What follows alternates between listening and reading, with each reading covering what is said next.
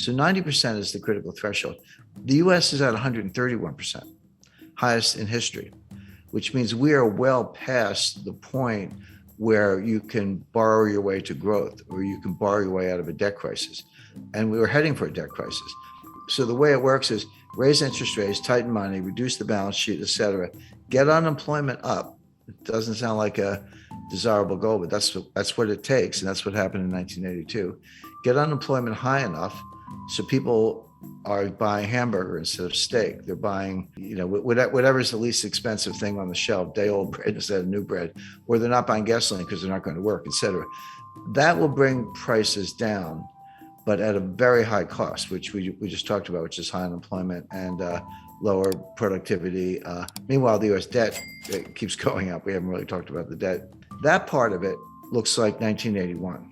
But if you throw in a global financial crisis, then it starts to look more like 2008. Yeah, well, that's like a glacier. Glaciers are extremely powerful, but they move extremely slowly. There's some exceptions, but they kind of like, an inch a year, a couple inches a year, but they move mountains. I mean, they create rivers, they create canyons, they move mountains. They're extremely powerful, but slow.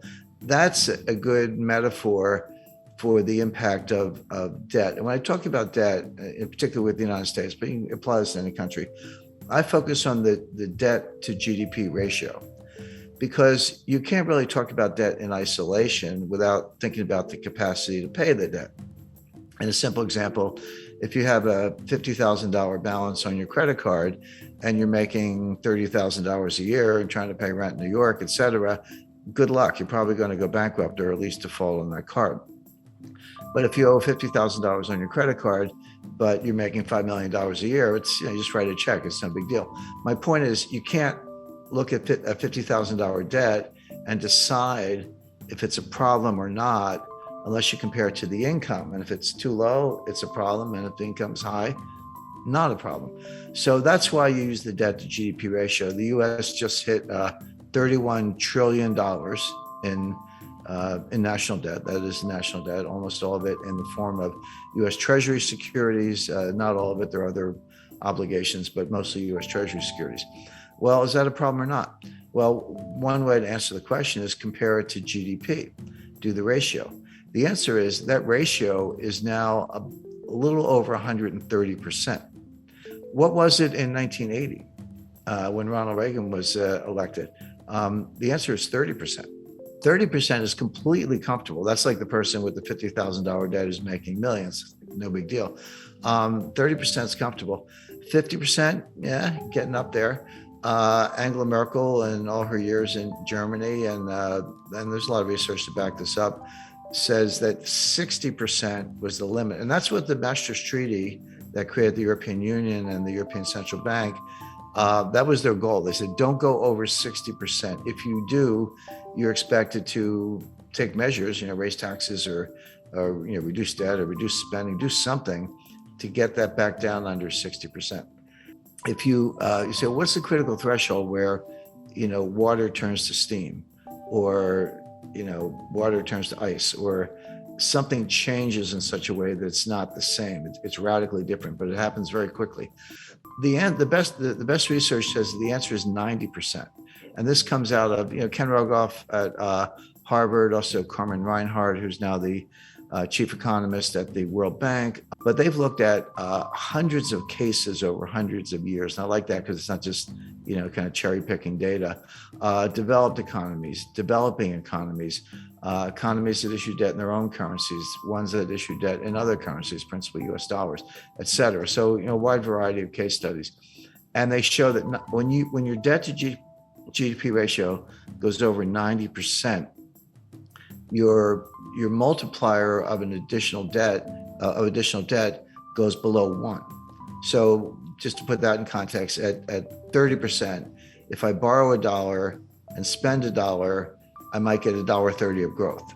Assuming you spend it wisely, that's a big condition. But you borrow $1 and spend $1 and get $1.30 of growth. Okay, the debt was productive if you put it to good use. But that $1.30 gets smaller and smaller. As you get closer to 90%, it goes to $1.20, $1.10, $1.05. Past 90%, roughly, You borrow a dollar and you spend a dollar and you only get 95 cents of growth. You don't get your dollar back in terms of GDP. And then 90% and 85%, et cetera. So 90% is the critical threshold. The US is at 131%, highest in history, which means we are well past the point where you can borrow your way to growth or you can borrow your way out of a debt crisis. And we were heading for a debt crisis. Now, Stephanie Kelton, she's the big brain of modern monetary theory. She's a professor at State University of New York. She says it doesn't matter. That they always point to Japan. Japan is at 280%, way past any member of the peer group. China's probably higher. China's a little more opaque because they are, but also they don't have as much national debt. If you look at the national debt to GDP, it's modest, but they have an enormous amount of provincial debt, and the banking system is owned by the government or controlled by the government. So when you throw in the bank debt, the state-owned enterprises, the provincial debt, and the government, so that's the real national debt. Stephanie Kelton says it doesn't matter because you're borrowing in your own currency. So if you're Argentine and you borrow in dollars and you print pesos, how are you going to pay the dollars back unless you have huge trade surpluses, which they don't? So they just default. Argentina is a serial defaulter, and everyone expects that. If you borrow in dollars and you print dollars, which the United States does, they're like, "What's the problem? Just print the dollars and pay the money back." Well, that's true. If you print dollars, there's no reason to default on dollar debt because you actually can print the money and buy the bonds. But it doesn't mean nothing else bad happens. What about inflation or hyperinflation? What about the foreign exchange rate? The exchange rate can collapse. And these modern monetary theorists show very little understanding of the international aspects. They treat the US like a closed economy, which it's not. I mean, if it were a closed economy and we didn't have to worry about trade deficits, trade surpluses, capital flows, exchange rates, foreign credit, China owning $1 trillion of U.S. Treasury securities, which they do. If you didn't have to worry about any of that, I think they'd probably still be wrong, but they'd have a better case. But you do. And they don't, they're just not very knowledgeable about any of those things. But you can think of exchange rates as a conveyor belt. Exchange rates are one way the problems go from one country to another, or good things can go from one country to another, depending on whether your exchange rate is going up or down, the impact on terms of trade, et cetera. But they completely ignore all that. They also ignore the role of commercial banks. They just look at the Treasury and the Fed and look at money supply, but like kind of M0, but don't understand how commercial banks create M1 and they do their own thing. They're not on as short a leash as they seem to think. But if you read Stephanie Kelton's book, The Deficit Myth, she says, well, we don't really need a bond market, U.S. bond market. We only have a bond market as a favor to investors because it gives them a place to put their money. But why have, he said, you have government spending. So the Treasury borrows money by issuing bonds, and then the Fed monetizes the bonds by buying the bonds.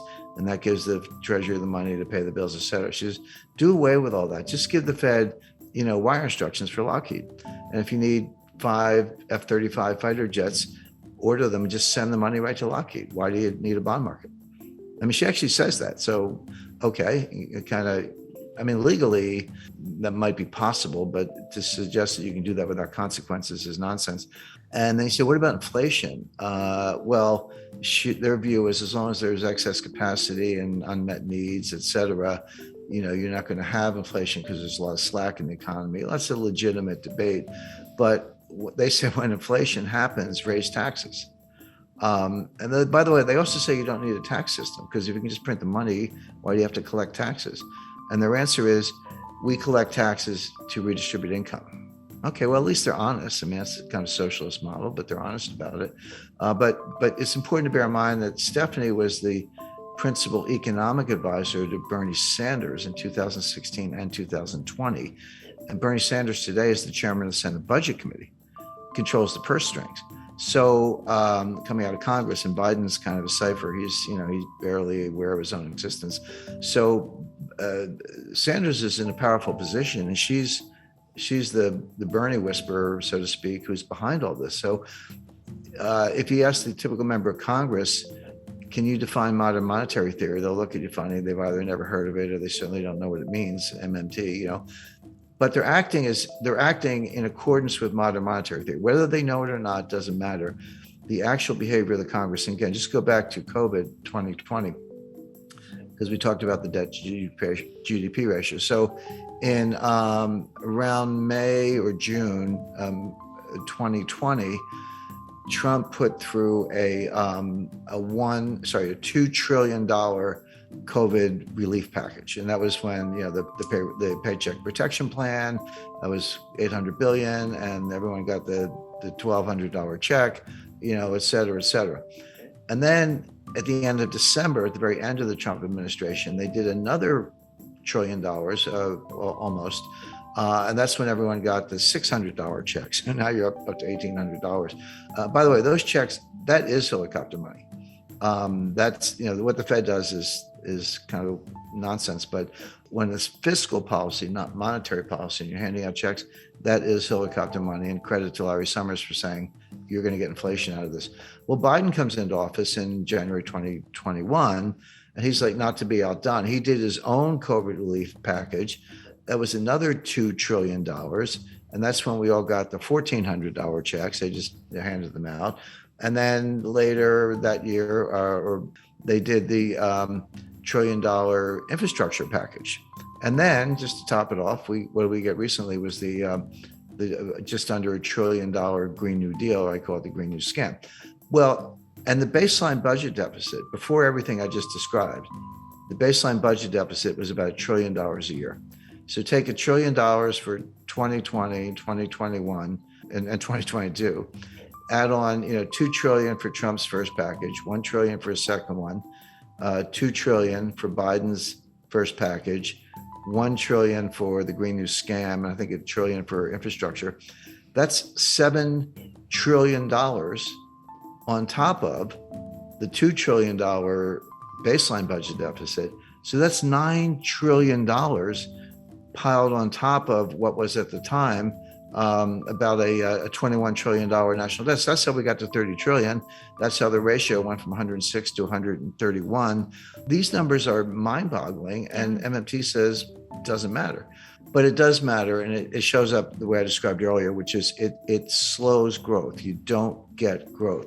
So best case for the U.S. is very slow, weak growth, which we saw from 2009 to 2019. Worst case is you throw a recession on top of that, which we're heading for, and the U.S. will be in fiscal distress.